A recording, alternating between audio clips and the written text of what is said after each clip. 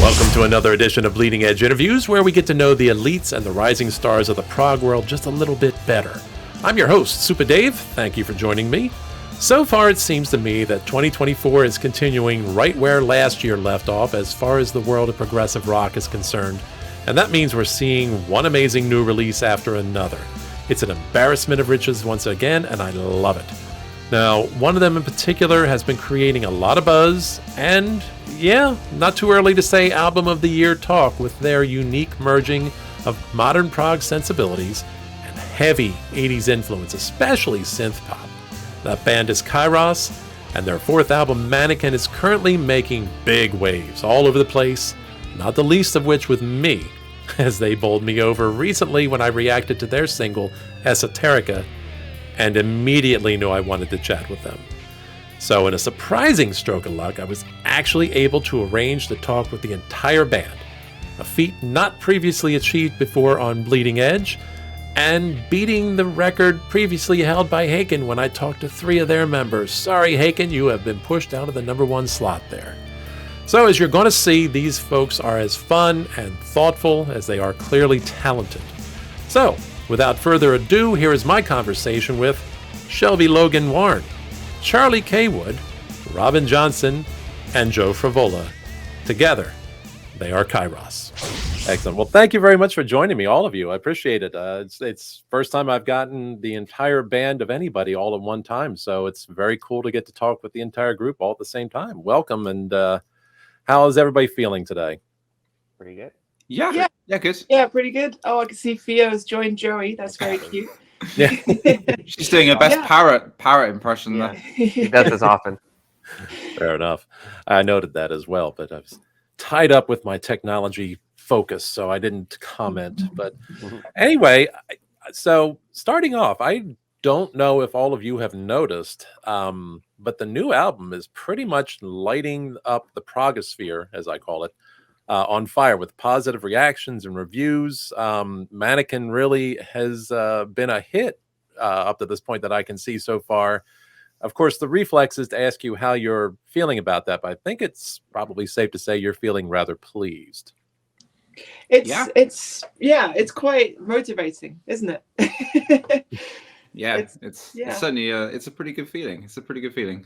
Yeah. Do you guys keep track of that stuff? Do you read up the reviews and all that to see what people are thinking, or do you avoid that? I actually don't. I've never been a review reader particularly. Speaking personally, I don't know. I think some kind of other members probably are. I'm of the mentality of just like, okay, if someone sends me a review to like watch, then I'll be like, I'll check it out. But I almost relish in negative reviews. Yeah, so we're actually really disappointed how many positive reviews there are. Where are all these negative? Where are they? And I don't mean that as a like, oh, look at us getting all these positive reviews. I want to stress, I don't mean it like that. Yeah. I kind of just I've always found the negative reviews on anything that I've put out ever or negative comments to be quite sort of constructive, and it forces me to like reevaluate my view on things. And sometimes I've had some really constructive like things come out of negative reviews that have really changed how I've approached things. So and maybe it's a little bit of sadomasochism, but there we go. There's not been like a scathing one yet. I'm used to playing in stuff that's a little bit more like maybe like polarizing, like a bit more contentious perhaps. I'm just used to like reading at least 1 or 2 which are just like, this is awful, the worst thing I've ever heard, not pure like I'm not seeing one of this one. It's interesting. Yeah. Mm-hmm. Yeah, I was quite impressed with it. Just was one after another, at least in the circles in which I travel, and I went, wow, and I need to check this out immediately, because I think I was admittedly only peripherally familiar with you guys, but I hadn't had the opportunity to dig that deep in. So it was obviously, when you see that many reviews popping up and they're all raving, talking album of the year consideration already, that is an attention grabber. And It is wild. It is absolutely Yeah. wild, and especially I mean, because we've yeah. like. No, sorry, Robin, you go ahead. Well, I was going to say, I mean, we're certainly very grateful for we're getting those reviews and that they're giving the time to listen to the album in detail. Because I know a lot of detail does go in. I mean, like when I said I don't read reviews, I don't mean to put reviewers down or anything like that. Yeah, it's great. I mean, we're very grateful for the positive reception for sure. Certainly. At the time you were working on the album and finishing it up, did you have any awareness building that you might have something special on your hands? You know, what kind of reactions were you expecting? You know, at the back of my head, there was always this anxiety of like, oh, how are people going to react to the really poppy aspects of this album? You know, especially the tracks like Ghost of You have a really far out there New Jack Swing, full on 90s vibe that wouldn't be amiss in something like a Backstreet Boys kind of, you know, area of of the pop world. But then I think the thing that sets us apart is the fact that we infuse all these progressive elements into things like the New Jack Swing thing, and it is just progressive enough that it latches the people that are into the prog kind of, you know, the typical progressive music that you find out there. It latches them in a way that makes them go, oh, this is different, but not way out of my comfort zone. And that's quite reassuring. Like that's been really quite, like, I was really surprised that was happening. Yeah. Across the board. I have to say the thing that surprised me the most is that the songs that people seem to be latching onto the most were Esoterica and Ghost of You, which are the two most kind of dancey songs that we've ever done. Yeah. And I'm kind of surprised that out of all the songs, it's those two that people seem to be going to. That was a surprise to me. I didn't expect that. Absolutely same. Yeah, I echo that all the way. It's been a massive surprise. I thought that people would more likely latch onto like The End in Mind or Have Hope, you know, the ones that have got the more bombastic instrumental sections that take you on these twists and turns. Yeah. But to have people sing all these praises about tracks like Esoterica is like, I could not have called that at all. I did not see it. What do we know? Yeah, what do we know? Well, speaking for myself, and I can say when I hear all these flourishes from the 80s and early 90s that are on exhibit in this album, and it actually flourishes almost undermines it. This has a strong vibe of the time. So I was there, not as young as I look. I was there. This totally, completely nails it in terms of that sound, which to me, you know, I've not heard something like that in such a long time. And especially it could only probably have had a stronger 80s synth vibe or 80s period vibe.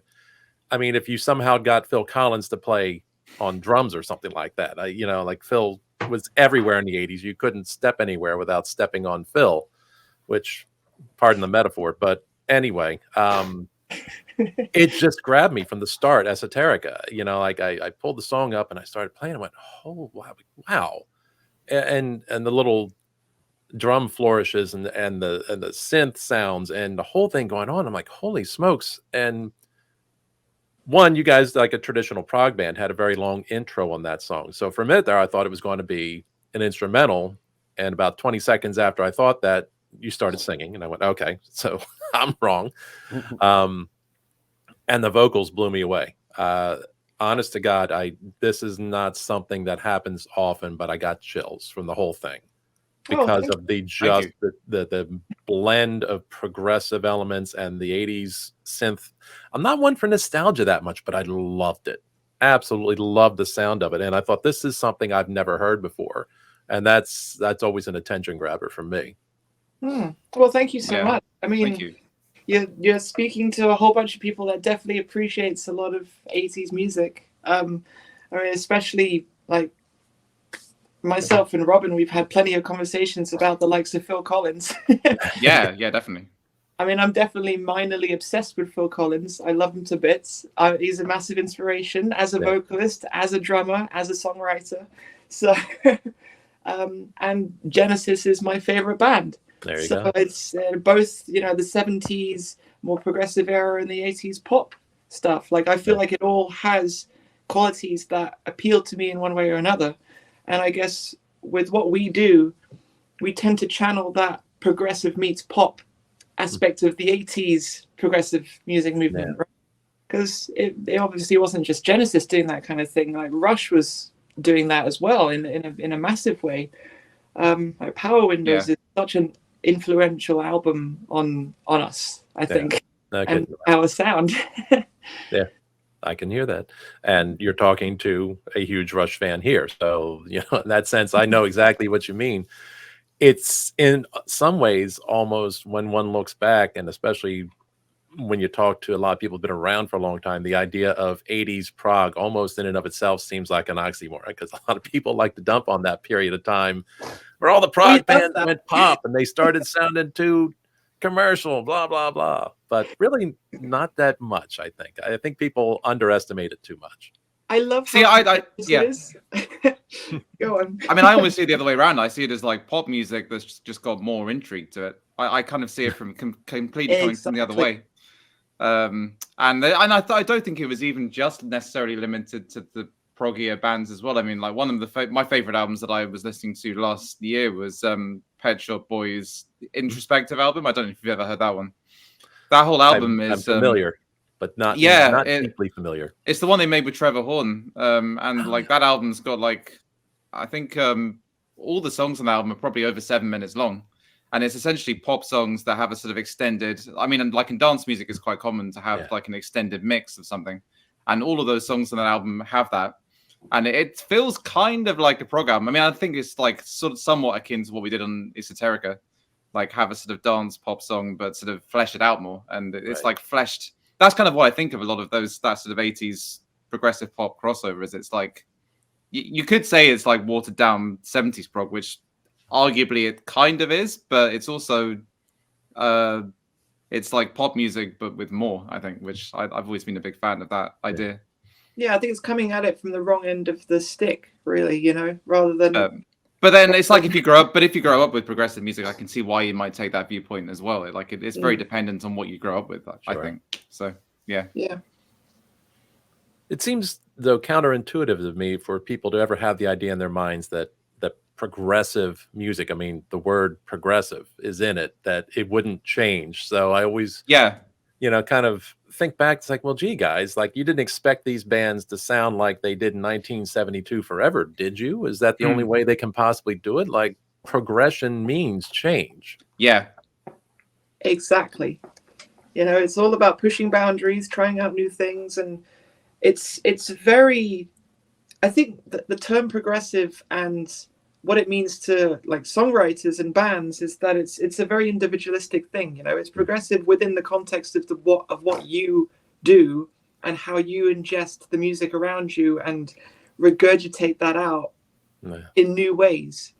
And I think for us, the fact that we're able to throw out something like Esoterica into the world is the result of the influences that we have, where there will be EDM influences or 80s pop influences. And if that just happens to come out meeting progressive elements, then it's progressive by nature, right? Yeah, agreed. Exactly. And I don't know how you guys feel about the whole idea of the progressive label, but I've certainly encountered a number of folks in my various interviews who kind of feel a little like they want to resist that label because it can tend to pigeonhole a band. I wonder what your thoughts are about that. We've tried resisting in the past, and I feel like it's easier said than done, I think, for a band that does what we do, because it's just inevitable that people will associate it with that style. So there was definitely a period where we did try our best to resist it, and I don't know if it necessarily was really, I don't know if it even had any consequences really, because people heard what we did and just thought, well, that's clearly that's the best way to describe it. I don't know. I feel a little bit torn about that whole thing at this point, actually. I think for me, I just found that as Robin said, we tried at one point, but then I think we just gave up caring. You know, when people... it's not energy well spent to try and Yeah. care about the labels that people put on us. We're just going to make with the stuff we make, and they can call it what they like. Yeah. That lies the path to madness if you worry too much about that kind of thing. It's kind of for other people to worry about rather than the person who makes the work. Yeah. And it's a funny thing because I'm someone who's fallen into that genre as really my primary. It's not the only thing I like, but it I don't know how long it took me to really understand the concept of prog as it is. Back listening then. Again, listening to Rush, I never sat around thinking that Rush was a progressive band. And I look back and I go, how did I miss that? But I don't think I cared that much. I just liked the music I liked. And to be honest, I don't know that there'll ever be a time like there was in the first half of the 80s where there was such a blend of music that you could hear on the radio, top 40 radio, just such a blend of various styles and sounds and everything, whether it was country or a bit of metal or hard rock in between somewhere, synth pop, new wave, like everything. And it just was, I think maybe that's where my brain struggled to start to categorize things a bit. But anyway, you guys push a hard nostalgia button for me, I gotta say. Great. Yeah. Good to hear. Yeah. Especially, I mean, like, that's the thing. Like, people can get out of the music what they want, and if that's it, then fantastic. Yeah. Yeah. And I And think at the same time, it's not like I'm thinking you guys are like this recreation of what was at the time. Like, it's totally now, but it totally brings out these elements in such a genuine way. Yeah. I mean, that's the thing I was about to say in terms of it being a two-way street, right? Like, people can get out of the music what they want, but in turn, we're also able to put out what we want. We can take styles from all these different genres, mash them together and put it out there, and no one's going to stop us, you know? Yeah, clearly. No one's going to save us from ourselves. No. Yeah, exactly. There was a period of time in the early aughts where I felt there were a lot of bands that were kind of doing that thing where it's a difficult balance to achieve, but they, to my ear, were clearly living their influences on their sleeve, but at the same time had completely their own sound. In particular, always comes to mind at that point, My Chemical Romance and Coheed and Cambria, that like you could hear the influences there, but yet it was still completely them. And I think that's where I would describe you guys at the moment, is that the influences are there, but it is clearly your own sound that they're coming through. Well, again, that's very reassuring to hear. And then as the band has progressed, in retrospect, at this point, almost seems like this blend of synth pop and prog that you guys have is at one point surprising and yet a natural progression. You could hear it building little by little. Did you guys surprise yourselves with how far you leaned into it on this particular album? Personally, yes. I think I would say yes. I don't know about everyone else, but I feel like tracks like Ghost of You and Esoterica especially, I wasn't necessarily sure that these were going to be KYROS tracks in the very early days. Like they started off as a bit of fun, just like wouldn't it be funny if, and then and then these tracks came to be. And then as the guys were working on it and developing it, everyone seemed to like it, and everyone seemed to be on board with the idea of pushing for a track like Esoterica to be on the album and a track like Ghost of You, which was very surprising to me because I again, they weren't necessarily going to be KYROS tracks. So that was surprising for me at least. But then as things developed, as things progressed through the making of the album, it slowly came to be that, it does seem to somehow work. We seem to have this thing where we can put a track like Ghost of You next to a track like Technology Killed the Kids 4, and it will be okay. Yeah. Speaking for myself, like I struggle to hear the issue like everyone calls it out as like, oh, these tracks feel so different to the rest of the album or whatever, but I can't hear it that way. To me, it's just all a soup. It's all one thing to me. I can't really hear why Ghost of You is so strange of a track, even though I know clearly it is, but it just seems like us to be. I don't know. Yeah, no, I am slowly beginning to realize that now. It's taking time for it to like digest, but evidently the way we perceive the music that we put out there and the music that we piece together is very different to how other people perceive it and how they listen to it and how they interpret it. So there is this thing of like, oh yeah, everyone is hearing it in this way within this context at face value, which wasn't the intention, but is how it's becoming. Yeah. And it seems to work. So that's, I mean, I think, cool. yeah, I think also a lot of us grew up like listening to music that had a lot of different styles in it. Like an album might have like quite a lot of different elements. Like, I mean, a fairly recent example, Porcupine Tree. I mean, like the extremes some of their albums go to. You have like, I mean, in the same song, you have like death metal and like ambient Pink Floyd stuff, and they make it work. So I feel like if they could make that work, then there's no reason why we can't sort of put synth pop next to metal as well. So, I think just a lot of us grew up with that kind of idea that there doesn't need to be like a strong line drawn between genres. So, I think that idea was already kind of familiar to us, and I think it definitely seeped into this album and previous ones too. Right.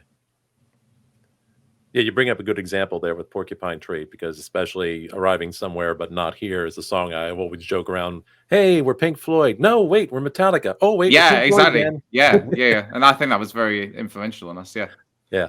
And I've always enjoyed that. Yes. I personally, me hearing the album, I can hear what I guess I call the connective tissue, that it is all part of this same album. But yes, the various styles for each song that has its own personality, to me, is what makes an album like that enjoyable, is the variety that is there, yet it feels cohesive. And I can probably think the next most recent analogy to that I can think of was last year with Haken and Fauna, which was an album that so clearly was connected. The songs were connected, but each song just had its own distinctive personality, and it had all these blends of stuff coming together and influences that I really, really, really enjoyed.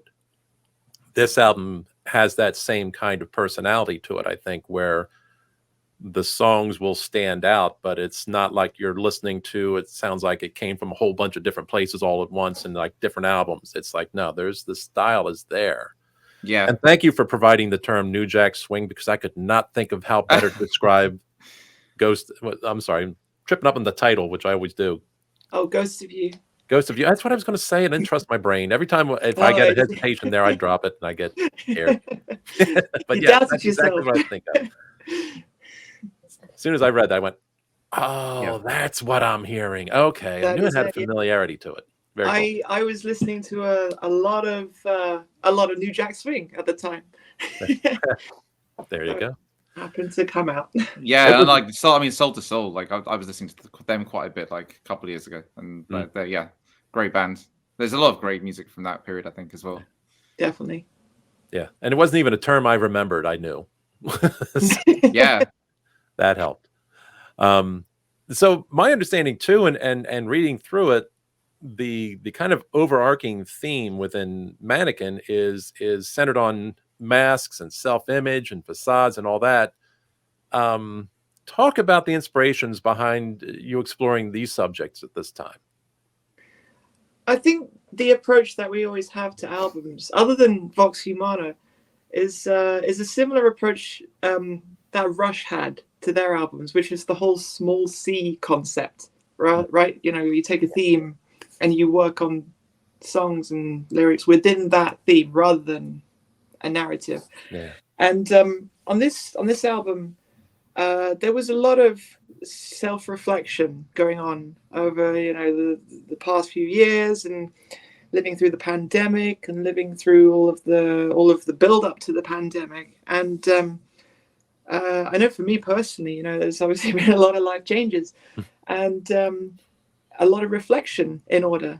And it's amazing how people can live their life masking, where they essentially put up a facade for the sake of just, it's easier that way to blend into society and just get on with your life, but it may not be the happiest way to live your life.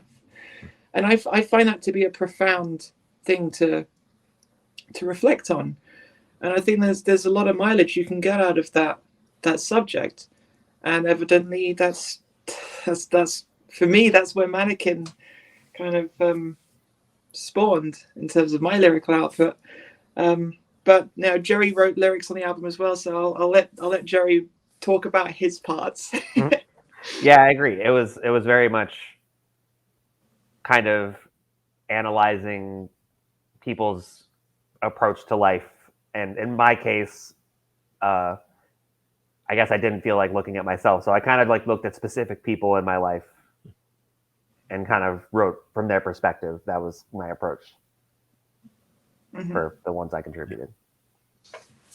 Yeah, it's very easy to spend your life falling into a rut because of it just being, the easy thing to do, even if it's damaging your sense of self-worth and your outlook. But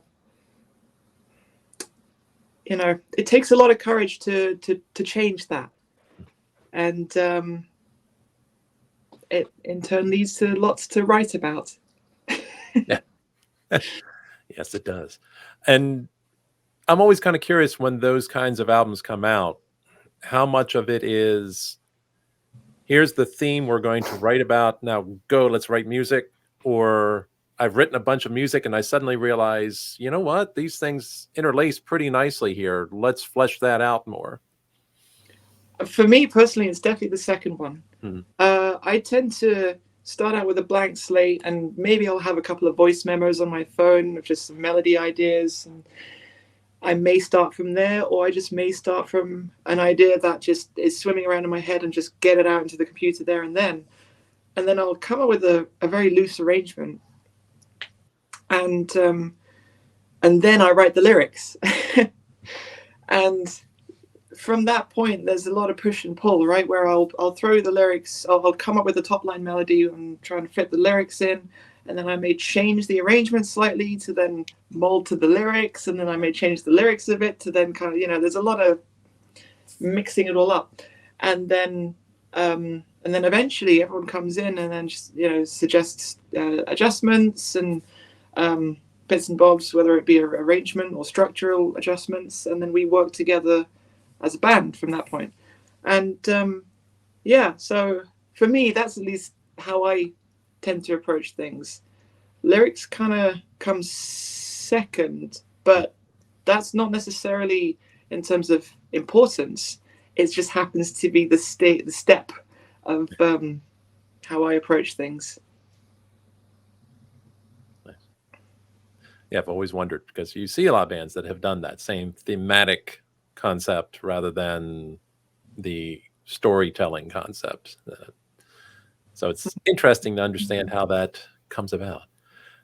Curious about one thing, though. I noticed that you sort of have a long-term concept in the works that go back to your earliest albums. Technology Killed the Kids. We're on part 4.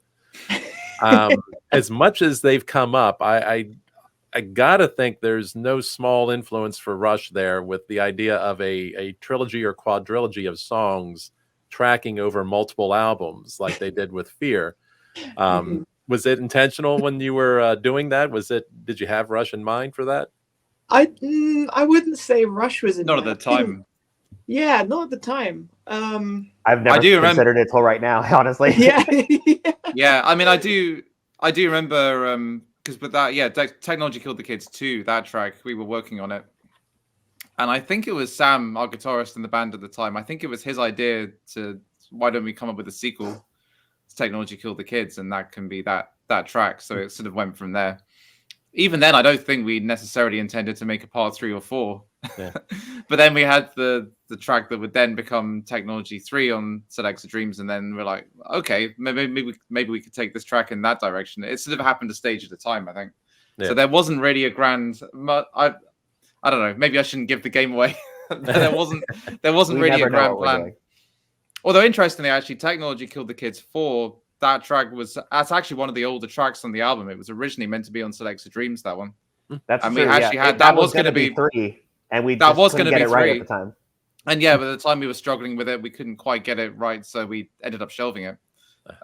So the other track became Technology Killed the Kids 3, and then eventually this is now on this album. So yeah, it's been an Technology interesting Killed the Kids process. 4 definitely had the most amount of refinement, you know, about 2.5 years of tweaking and shelving it for a bit, coming back, doing more tweaks, shelving it for a bit, doing more tweaks.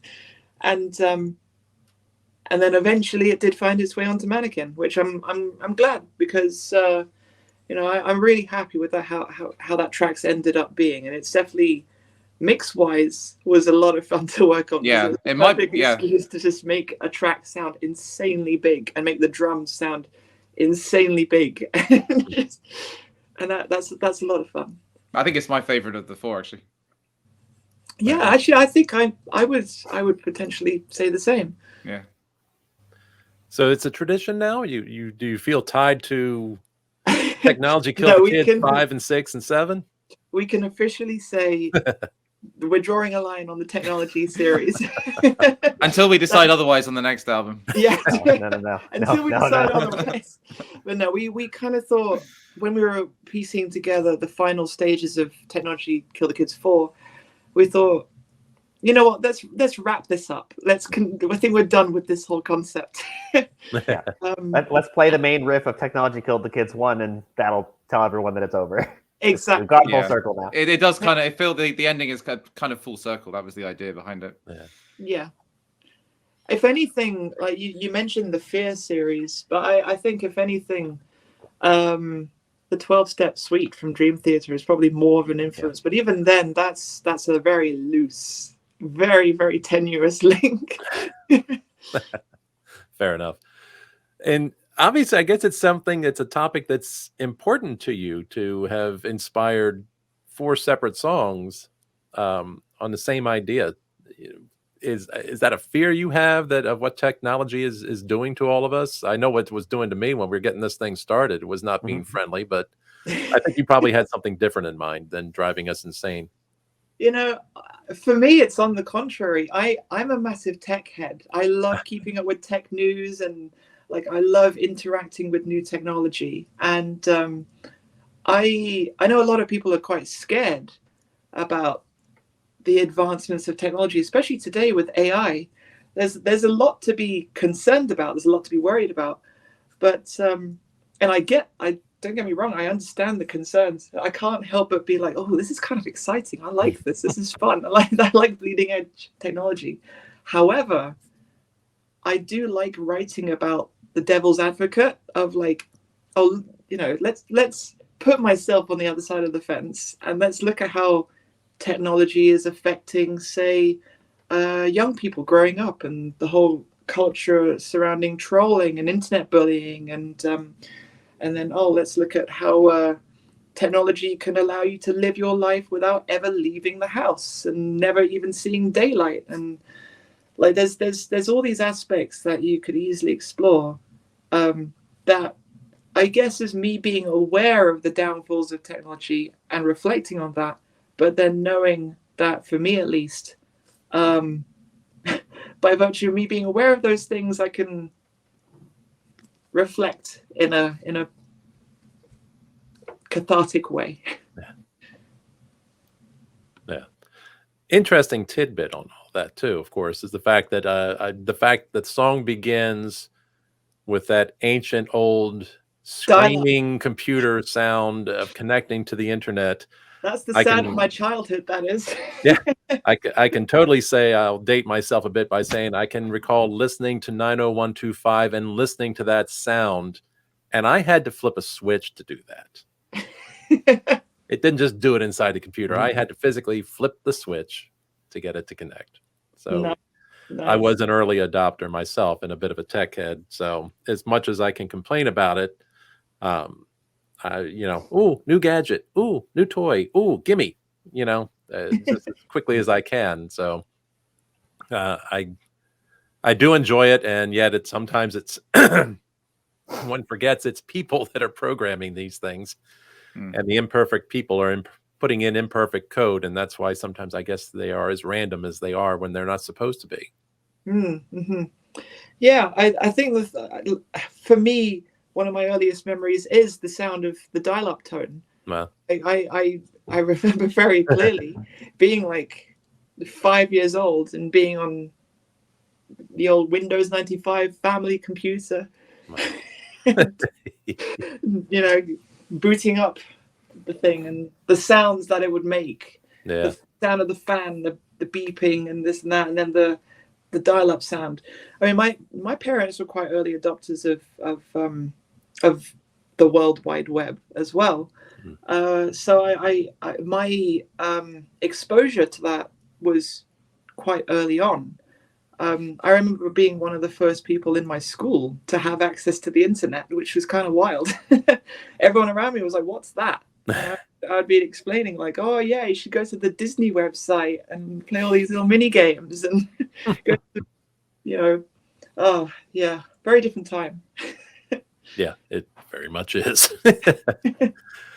So thinking about it too, for an album that features so many poppy, upbeat tunes and all that, the themes and the lyrical content are surprisingly dark, really, if you want to get down to it. How much was that contrast intentional versus just having worked out that way because that was the music you had to put the lyrics to?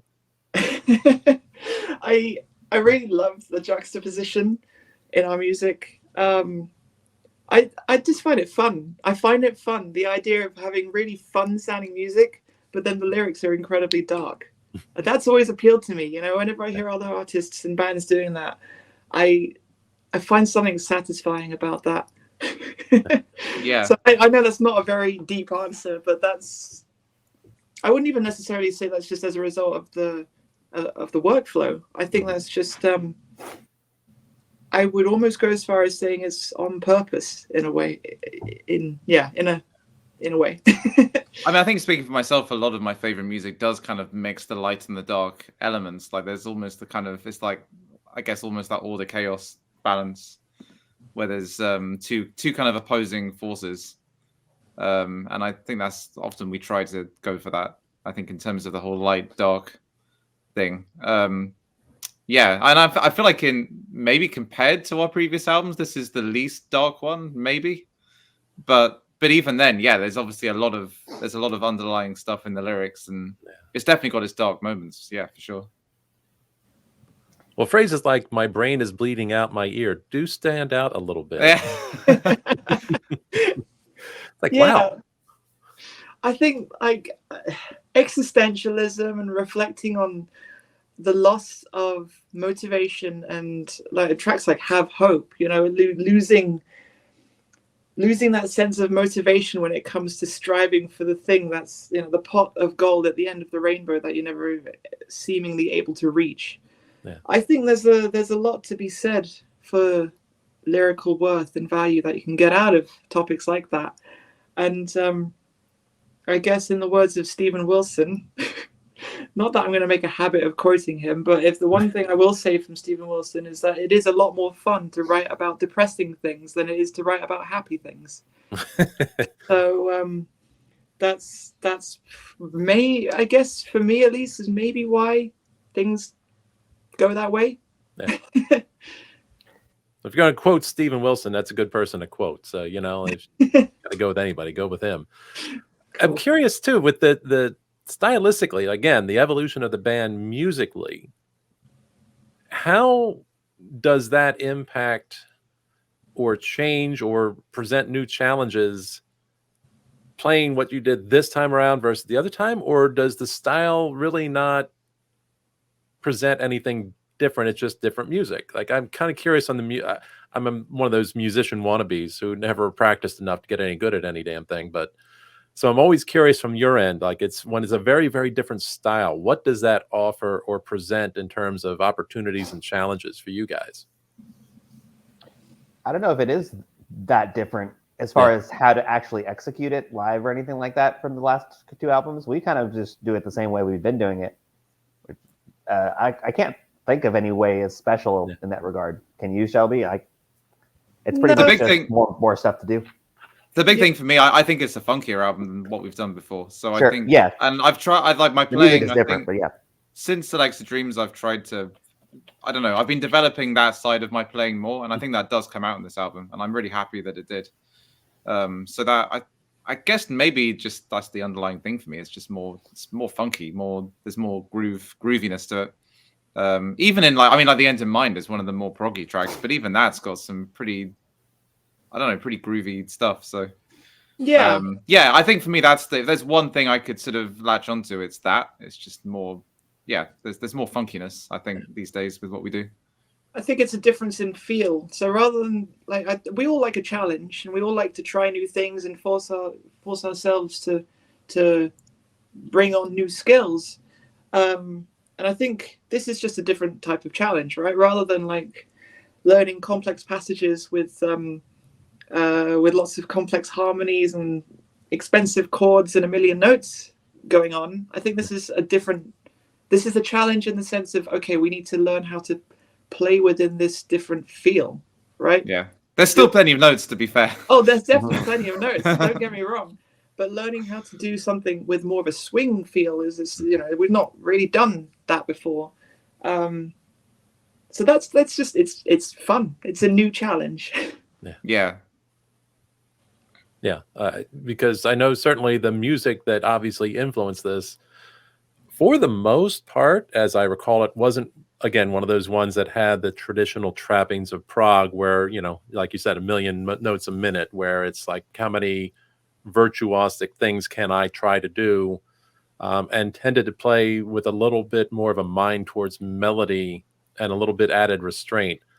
Like Joey, I know one of your solos, and I wish I remember which song it was I was hearing at the moment. I remember thinking, boy, that's a really nice melodic, restrained solo that could be one of those ones that's more memorable. Like sometimes when the notes are coming at you so fast, it's sometimes difficult to remember it the way you would a hook. But certain people are really good at it. And we'll reference, as always, David Gilmour, with solos he had with Pink Floyd that, like, I can remember them almost note for note, but I can't do that with a lot of other things. But I remember hearing that with you, and I thought, I wonder to what extent playing within these influences pushed for a little bit more restraint than maybe you were used to. Specifically with guitar solos or across the whole album? All of it, really. Yeah. For guitar solos, I'll start there. It's it's hard to say. I think it's really situational what's called for. Some songs like Have Hope, the solo in Have Hope is nuts, and I'll hate myself when I have to eventually relearn it. But it kind of had to be that way in terms of the emotion of that moment of the song. So I definitely think a lot of notes has its place, and it's a lot more often than people who say don't ever play a lot of notes think, in my opinion. Yeah. Then like the solo at the end of Liminal Space is very sparse by comparison. It's just long held, like epic notes, and that's what that called for. So not too much more than that. Sounds like the one I was thinking of. Maybe, yeah, it could be that one. At the same time, some of that, the hidden factor in a lot of that thing, a lot of those kinds of songs and a lot of that music at times was the bass. Certainly I can think of Showtime, and Charlie's gone nuts in parts of that where it absolutely calls to mind. It's funny that you say that, because a lot of people have been thinking that Charlie plays on Mannequin. However, Charlie only recently joined the band. So the bass parts that you hear on Mannequin is our former bassist Peter, who how did I miss that? 10 years or so, and he actually only left the band this time last year actually. He left basically right after we finished it. Yeah, he did his parts and signed off on it, and then it was just myself, Joey, and Robin left to complete the production and the mixing and that side of things. And then eventually we looked into getting a new bass player to take over, and that's where Charlie came in.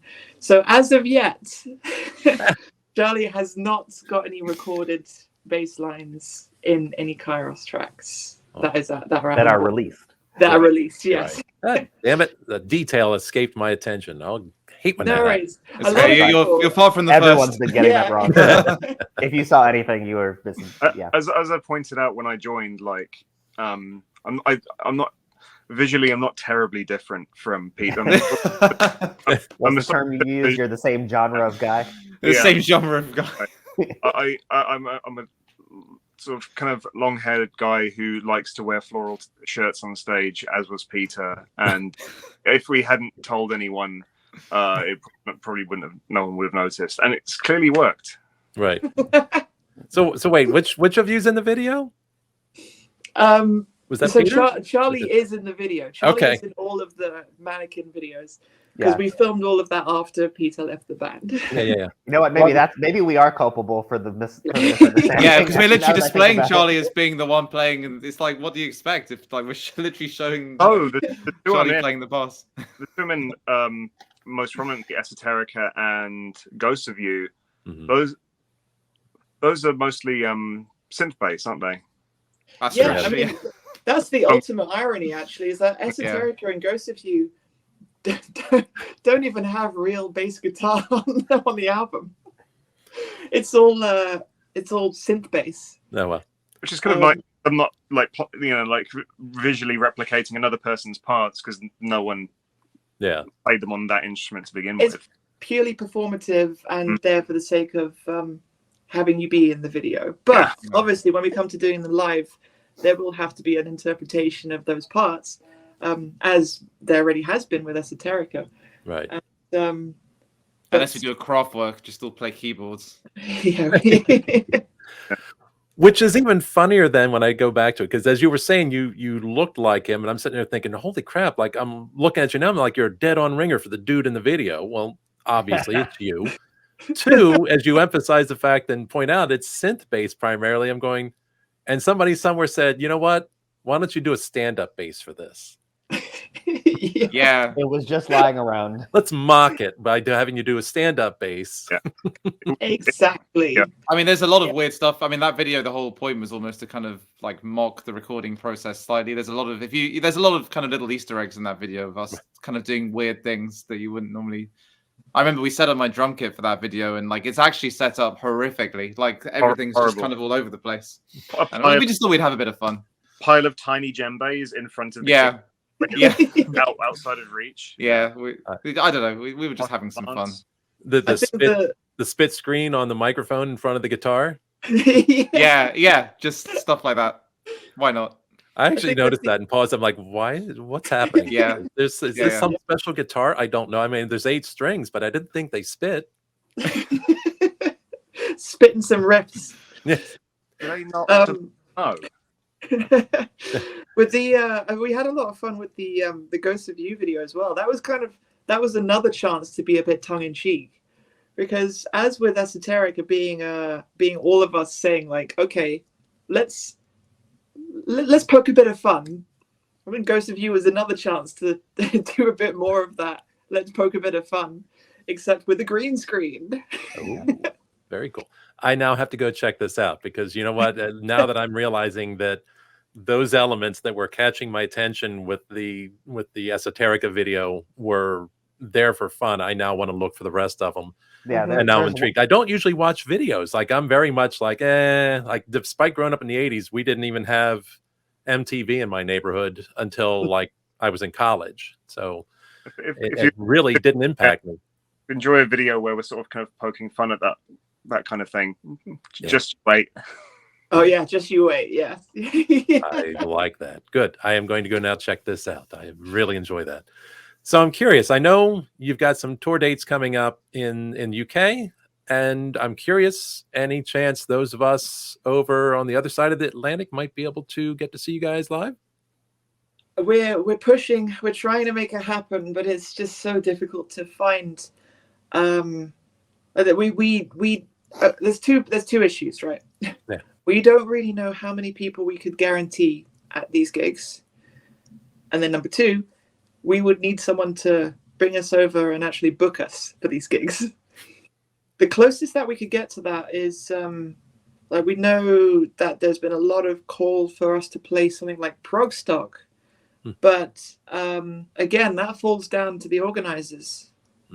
However, doing something like prog stock, where once we get a visa for this one festival, that unlocks the opportunity to then do a tour, because a visa is applicable for a window. You know, Yeah. you can say, oh, we'll be here between this date and this date. But obviously, it's just logistics. You know, it's also a lot of cost. It's very, very, very expensive to get over there, and we wish that we could more easily make it happen. Yeah. But without a guarantee, it's just so difficult. Let the record show that opportunities have come up and been lost multiple times. So it's not that we're not trying. Right. Yes. Yeah. Yeah. Don't get us wrong. We've had opportunities that have fallen through time and time again. Yeah, that's one thing I've heard certainly is touring is very costly these days, and can be very prohibitive for for those of us out there, those of you out there who are not Taylor Swift. Exactly. That it becomes increasingly difficult. So it's lucky when we're able to get folks from other countries to be able to come here. A colleague of mine describes touring accurately as setting fire to a giant suitcase full of money. And that's essentially kind of what it is. Yeah, especially when you start talking about going over to the States. It's just, the cost of visas alone, you're looking at thousands upon thousands upon thousands. By the time you fly all of us out there and you factored in visas and flights, we've already reached about 10 grand. Like it's it's very difficult. This is why I want to move to the UK. Yeah, I mean, we'd certainly love to do it. I mean, like we'll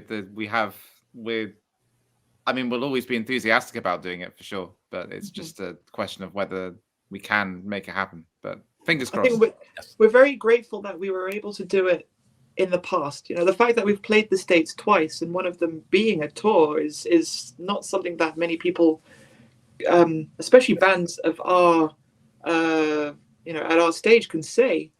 And that really comes down to, major shout out to Rosfest and George Roldan for being so supportive to us in the early stages of the band. He was always just like, oh yeah, no, I want to fly you guys out. Don't worry about the cost. Don't worry about the visas. We need more people like him.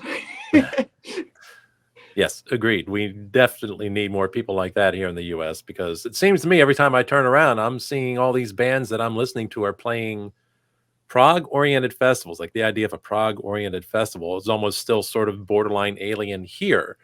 And it's happening all the time over there, whether in the UK or over in the mainland and everything. And I keep thinking, why can't we have that here? Why can't we have something on those, where we have like the big names? And then everybody else that's doing it as well has that opportunity to come along and because of those, and it just doesn't happen here. And it's unfortunate. As far as I'm aware, you guys used to have a few. Like, you used to have like Near Fest, and obviously you used to have Rosfest and Prog Power. Yeah, Prog Power. There are a few others as well. So they've all just been dropping like flies. Yeah, it's very sad. Prog Power's still going, but they seem like they've gotten like they're not quite sure if how prog or how metal they are. They're and not even really. Like, some of the bands I look at and I go, well, it's kind of not prog, but I guess they're prog adjacent. And again, that's when you start getting worried about, the labels. But at the same time, it's like, okay, like if I'm looking for that and this is what you guys are bringing, some of it I'm going to not have as much interest in, or maybe I will if I go find out. It's a weird thing, and I'm not even sure I'm expressing it very well. I think Near Fest was a little more true to the billing I didn't even heard of that one.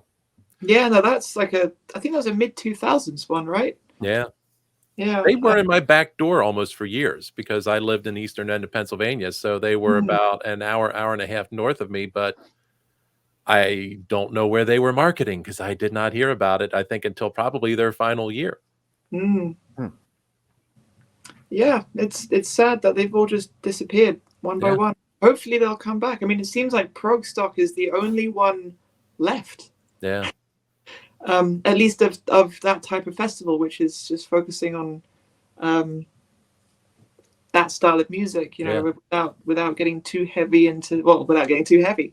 So yeah, I don't know. We'll have to see what happens. Like we would never rule it out. If we could make it happen, we would be over there in a heartbeat.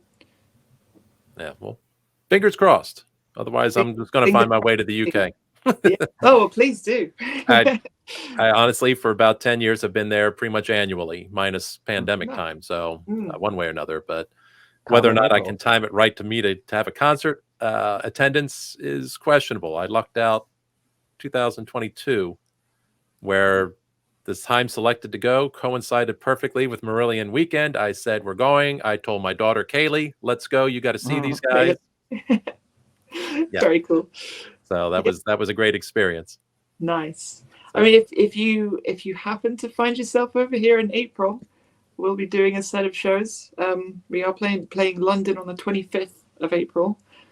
So you know, if you want to fly over, we'd love to have you at the show. I will keep that in mind if I can afford it. Yep, that's the question. We understand. Yeah. Well, it's been wonderful talking with you guys. Very, very nice to meet you. The album is wonderful. It's lived up to the billing that was given it by those that brought it to my attention. And when I mention Fauna by comparison from Haken, that's good because for last year they were my top album of the year. So I think you guys can consider yourselves in running on a lot of early album of the year lists. It's a great work there. It's excellent. I love listening to it. And I hope we get to see you guys here. But meanwhile, while you're touring over there, I hope those shows go great and you have a wonderful time. Thank you so much. Really appreciate that. Absolutely. Thank you guys. Take care.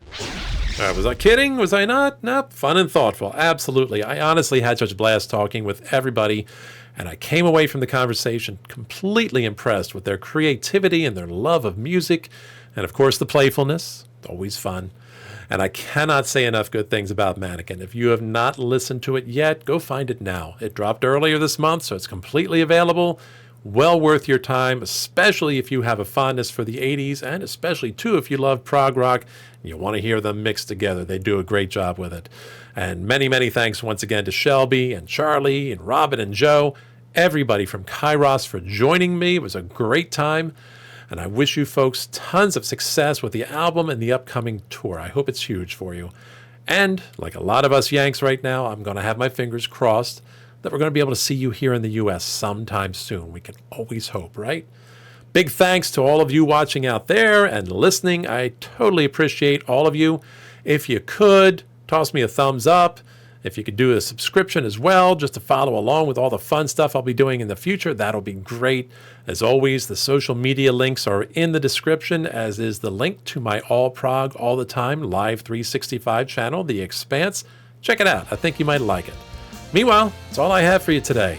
Remember, never fear to deviate from the norm. Keep it proggy. And this is Supa Dave, signing off.